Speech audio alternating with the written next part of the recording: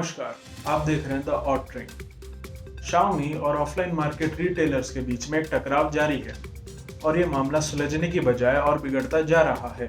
आज के इस वीडियो में हम जानेंगे कि आखिर इस टकराव के पीछे वजह क्या है। उससे पहले आप हमारे चैनल द ऑट ट्रेंड को सब्सक्राइब जरूर करें। शाओमी इस समय भारत का सबसे बड़ा स्मार्टफोन निर्माता है, पर इस समय शाओमी और उसके ऑफलाइन रिटेलर्स के बीच में गर्मा गर्मी बनी हुई है। पिछले 2 महीनों में शाओमी की सेल्स सबसे ज्यादा थी और इसी आंकड़े पर सवाल उठाते हुए रिटेलर्स ने ये पूछा है कि आखिर ये बिक्री किस माध्यम से हुई है, ऑनलाइन या ऑफलाइन। ये सवाल इसलिए पूछा गया है क्योंकि ऑफलाइन मार्केट रिटेलर्स को ये लगता है कि शाओमी अपना सामान ऑफलाइन से ज़्यादा ऑनलाइन बेचना चाहती है, जबकि दोनों ही मार्केट के अंदर डिमांड बराबर की है। मगर फिर भी शाओमी ने अपनी सप्लाई ऑफलाइन रिटेलर्स को घटा दी है और बहुत से प्रोडक्ट्स ऐसे हैं जो केवल ऑनलाइन ही अवेलेबल हैं। इस वजह से बहुत सारे कस्टमर्स शाओमी का सामान ऑफलाइन की जगह ऑनलाइन ही खरीद पाते हैं। मार्केट रिटेलर्स ने इसी मुद्दे को all India mobile retailer association AIMRA के माध्यम से उठाया है और शाओमी को ये चेतावनी दी है कि अगर वो अपनी नीतियां नहीं बदलता है तो AIMRA competition commission of India यानी CCI को इसकी शिकायत करेगा और कोर्ट का दरवाजा भी खटखटा सकता है। इसके जवाब में शाओमी के senior director of offline sales Sachin Baby ने इन सभी दावों को खारिज करते हुए AIMRA के प्रयासों को निंदनीय और शर्मनाक करार दिया। सचिन बेबी यही नहीं रुके, उन्होंने कहा कि रिटेलर्स सोशल मीडिया पे कैंपेन कर सिर्फ और सिर्फ शाओमी को बदनाम करना चाहते हैं और कुछ नहीं।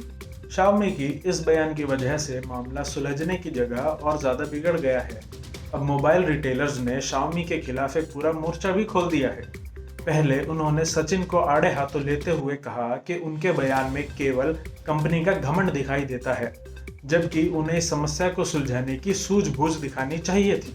AIMRA की तरफ से मोबाइल रिटेलर्स के रिप्रेजेंटेटिव नवीन पाठक ने शाओमी की नीतियों को अनैतिक बताते हुए कुछ और इल्जाम लगा दिए। पहला कि शाओमी ऑफलाइन मार्केट के अंदर अपने सभी प्रोडक्ट्स को लगभग 500 रुपए तक महंगा बेचती है। दूसरा, शाओमी MI होम और दूसरे मोबाइल रिटेलर्स के बीच में भी भेदभाव करता है। MI होम को अपने प्रोडक्ट्स की सभी सप्लाई एक दिन के अंदर अंदर मिल जाती है, जबकि मोबाइल रिटेलर्स को उसी सामान के लिए लगभग 4 से 5 दिन तक का इंतजार करना होता है। यहाँ पर ध्यान देने वाली बात यह है कि शाओमी होम स्टोर्स को खुद चलाता है। नवीन पाठक ने शाओमी के मौजूदा ब्रांडिंग एग्रीमेंट को भी एक तरफा करार दिया।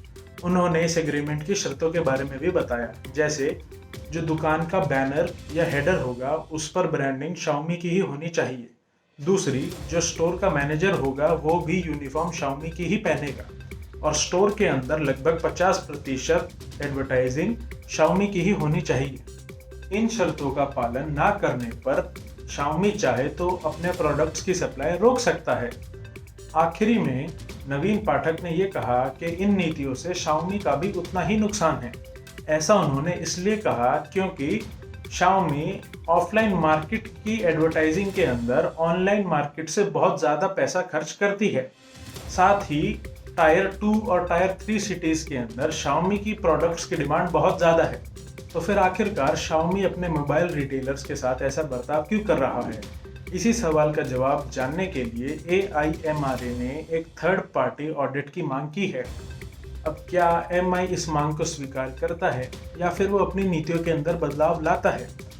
जानने के लिए जुड़े रहिए द ऑट ट्रेंड से। अगर आपको ये वीडियो इन्फॉर्मेटिव लगा हो तो इसे लाइक कीजिए, फ्रेंड्स और फैमिली के साथ शेयर कीजिए और सब्सक्राइब कीजिए द ऑट ट्रेंड को।